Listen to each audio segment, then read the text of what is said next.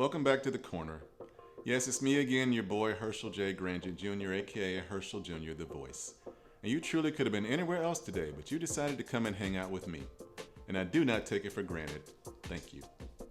You know, in general, I can only speak for Metro Atlanta where I live, but I think it's safe to say there are a lot of places in this world where it's pretty hard to get around without a car. But the challenge of having a car is not the car payment, it's not the high-ass price of gas, it's keeping the sucker running.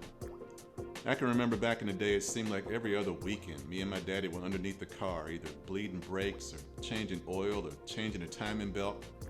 And he always told me, and he still does to this day, that he'd rather try to fix it himself and F it up to the point that he has to pay someone than just give away money unnecessarily.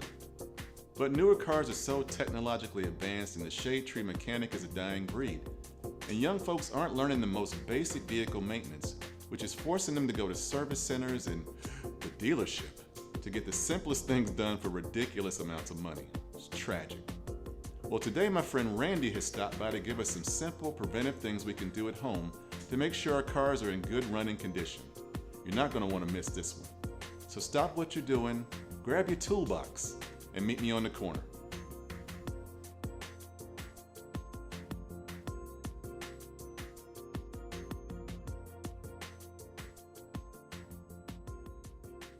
And we are back. Welcome back to the corner. I'm here with my friend Randi. How you doing? I'm great, and you? I'm doing very well. Randi works in the service center at one of our local dealerships. So, y'all thought Randi was a boy, didn't you? Ha, gotcha. See, you uncultured. See, we'll talk about that later on. But anyway, I'm just glad to have you here today. Thanks for having me. Okay, so we're going to address the elephant in the room. Okay, so your profession is usually dominated by men. It's usually something that people say, oh, that's for boys. So tell us a little bit how you got involved, how you start liking cars and working on cars, stuff like that. Okay. So actually, growing up, my dad had his own shop. He's been a master technician for years, and I actually, ironically, went to college so I wouldn't have to run the family business. And my first job in college was at an auto parts store, so I still got exactly. You couldn't run from it. It was right. Ordained. Okay, so tell us a little bit about like your training. Did you actually train with your dad, or did you get some formal training? Actually, I learned everything from my dad, and then of course along the way, being that it is a male-dominant, industry, shall I say. I pretty much had to prove myself. I was a store manager, like I said, at an auto parts store. And so guys automatically assumed that since I was a female, I knew absolutely nothing about cars. So I worked extra hard to get my ASE certifications so that I can prove them wrong. There you go. That's how you do it. I remember my dad challenged you one day, like, oh, you yeah. don't know about no wrench and stuff. I had to let him know real Let quick. me show you. So I was like, ooh, that's the only time I've ever seen him quiet. Now, everybody isn't as savvy as you and your colleagues. Sometimes people have to ask for help the best way they know how. So tell us a little bit about like a situation where somebody called the shop and was like, look, my car, when I hit the brakes, it's going rah, rah, rah, rah. Can you help me with what this is? Like, could you probably diagnose something just from somebody doing that? Or do you actually need to see the vehicle? Tell us a little bit about situations like that. So it's definitely hard to diagnose cars over the phone, but we do get a lot of phone calls. So I try to be as very specific and ask open-ended questions to try to get as much information from the customers. Because sounds for one person could be something else for a different person. Like, for instance, we get a lot of calls about brakes, and instead of the words like pulsation or vibration, we get all kind of euphemisms for that. So I have to probe.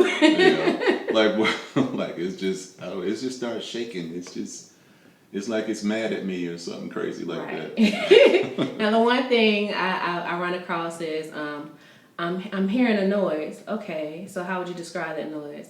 It's like a jerking noise. So are you feeling a jerking or are you hearing a jerking noise? So I have to be more specific when I ask questions for them to help the technician. I smell something. Okay, what do you smell? Right. Is it a sweet smell, a burning smell? I always have to ask specifics to kind of help diagnose cars. So. Yeah, we talked in the intro about how cars are a lot more technologically sound now. They have a lot more computers and stuff like that. So, they're a lot harder for our shade tree home mechanics to work on. Now, there's still some things like preventive maintenance that people can do, no matter what age or what your car to have? Right. I definitely wouldn't advise taking the battery cable off. That doesn't work on cars these days. Oh, okay. Like you said, they're totally electronic. So, but things such as tire pressures, rotating your tires, of course, the most importantly thing, getting your oil changed. Okay. I always recommend doing it. If you don't know how to do it yourself, get someone else to do it. That's pretty much the heart of the car. So. Okay. Yeah, so like let's like maybe go through some specific Okay. ones. Okay, for example, like tires. Okay, what are some of the things like checking the tread depth and stuff like that? Walk us through like how we would do something like that. Okay, they actually have apparatuses now that you can use to check your tread depth. If you rotate your tires every 5,000 to 7,500 miles, you'll definitely get a longer life on your tires. Okay. I typically recommend to discard tires once they hit 330 seconds. Mm-hmm. So 30 seconds of an inch. yes, of an inch, Okay. right. Typically because that's when the inner wear bar starts to show, and you definitely want to get rid of that of the tire then. Okay, so when that little metal is showing through your tire, that's a bad thing, okay? When you making sparks at night with your tires, that's not a good thing. Right, so. Right. All right, now I remember somebody said like you can use a penny to like check your, is that still like something? Well, I think it was a dime reference, A dime, but yes, Okay, a lot of people say you can use those, but me preferably, you can get the measuring tool for like $1.99. Okay, like one of the Right. local auto parts stores. Exactly. Okay, yeah. So yeah, stop being cheap and just get the right equipment. For the Right. job. Same thing with a tire pressure gauge. So with with tire pressure. So what's I know depending on the size of the tire, it's a little different. Right. So the trick is don't actually read the tire size on the tire. On the driver's side of the door, on most vehicles, they have a placard that tells you what PSIs the tire should be at. Okay. But I've seen on average they run about maybe 33 to 34 PSIs, unless you have a European vehicle. Okay, gotcha. All right. Now, checking the fluids. Tell me, like, for example, like the oil, like, nowadays, if you use full synthetic oil, of course, you can go longer than what used to be a traditional 3,000 miles. Oh, right. But so, like, how often should you check your oil, change your oil, and all that kind of stuff? Well, typically a lot of cars now, because they have the Ecotech and VTEC engines, they do last a long life. So whereas versus the older cars, you used to could go every 3,000 miles based off of viscosity. Mm-hmm. A lot of cars you can go anywhere between 5,000 to 10,000 miles. A lot of oil changes are now called condition based. Mm-hmm. However, I do recommend checking your oil at about 3,000. A lot of cars now have indicators that come on to let you know when the oil is due. Okay. Conventional oil, you do get them a lot more frequent than you would versus a synthetic. I've seen synthetic run anywhere from 5,000 to 10,000 miles, whereas a conventional, the thermal breakdown of the oil, so you definitely want to change it before then. Okay. Now, if you're going to check your oil, that is, I know like you need to be on a level surface, but do you need to wait until the vehicle's been sitting for a while, let all the oil kind of drain down to get a proper level? Or? No, actually, a trick my dad taught me a long time ago. As long as the vehicle is off, when I use the dipstick, I actually pull it out and I leave it in for about 10 seconds just to make sure the oil does settle and pull it out. And it never hurts to double check the oil level before adding oil. Okay, yeah, because adding too much oil can definitely damage the vehicle. Absolutely. Yeah, because I've done that before. long time ago. Okay. Now you mentioned the battery cable. Tell us a little bit more like the battery. Like how often should you check your battery? I know I've had a situation where all that white cakey stuff. Oh, the corrosion. That don't look so good. So it's not good. So typically a battery, they run about 2 to 5 years. It depends on the cold cranking amps, but preventative maintenance, you always want to have the battery inspected just to make sure, like you said, there's no corrosion. Because then typically the lead plates, they deplete, and then you actually have to replace your battery sooner. So. Okay. What's a good amount of time? I know they vary depending on the type of battery. Right. I recommend doing it like every other oil change. If you do your own oil changes, if you go to a service center, they typically visualize under the hood. Okay. All right.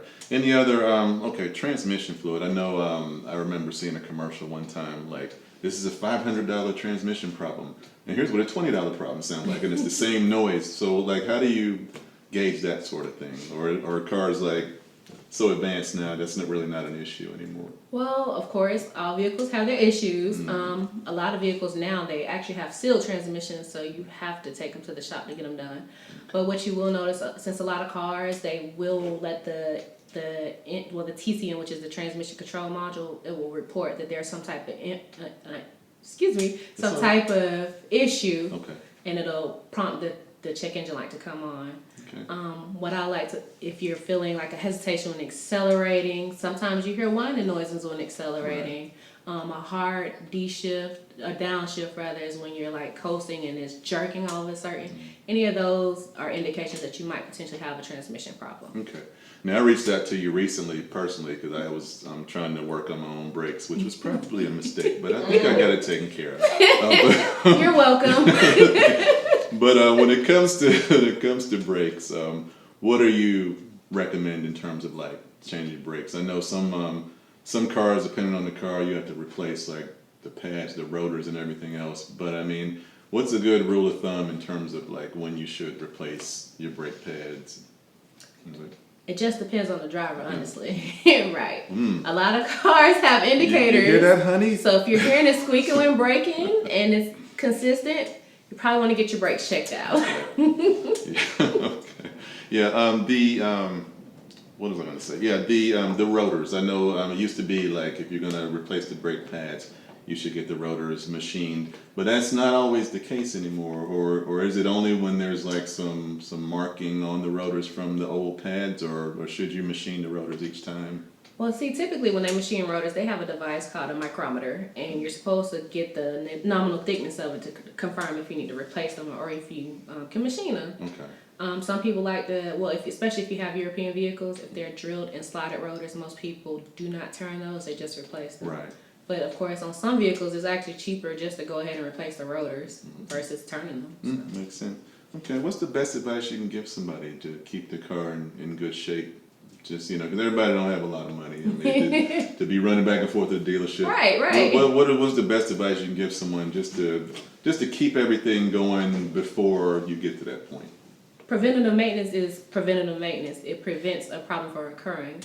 Although vehicles are man-made, you still have issues with them. The best advice, if you don't know anything about cars, I would recommend you take it to a shop. Do not ignore, sounds and noises. It's okay to ask questions about what's going on with your vehicle. Yeah, it's okay to ask questions, guys. I know we're a little macho, and it'll be hard to to get out from under that.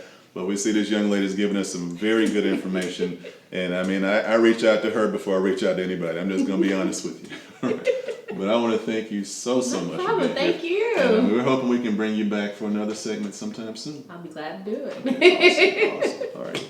Randi Heath, thank you so much. Bye.